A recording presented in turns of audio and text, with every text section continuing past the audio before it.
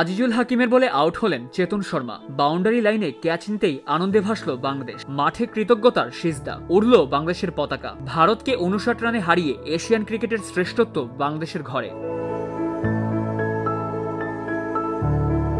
আরও একবার Dubai international stadium, আরও একবার বাংলাদেশ অনূর্ধ্ব 19 দলের এশিয়ান ক্রিকেটের সেরা হওয়া। এর আগে যা করেছিলেন মাহফুজুর রহমান রাব্বিরা, সেটাই এবারে করে দেখালেন আজিজুল হক তামিমের দল। তবে এবারে আনন্দের উপলক্ষটাও কিছুটা বেশি, কারণ ফাইনালে যে বাংলাদেশ উড়িয়ে দিয়েছে রেকর্ড 8 বারের চ্যাম্পিয়ন ভারতকেই।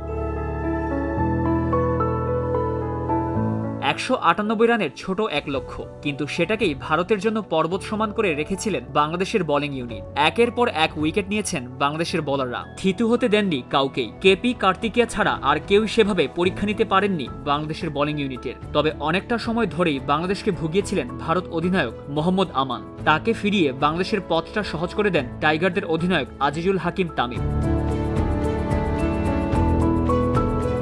অবশ্য জয়ের পথে বাংলাদেশের পথটা সহজ করে ফেলেছিলেন মূলত ইকবাল হুসাইন ইমন। এক স্পেলে 3 উইকেট নিয়ে ম্যাচে ফিরিয়েছিলেন তিনি। একই ওভারে প্রায় একই রকমের ডেলিভারিতে ফেরান কার্তিকে এবং নিখিলকে। দুজনেই ক্যাচ দিয়েছেন উইকেটের পেছনে। 1 ওভার পরেই ফের তার আঘাত। এই দফায় আউট হলেন হরবংশ পানগালিয়া। এই দফায় উইকেটের পেছনে গিয়েছে ক্যাচ। বাংলাদেশও তাতে ম্যাচে ফিরেছে দারুণভাবে।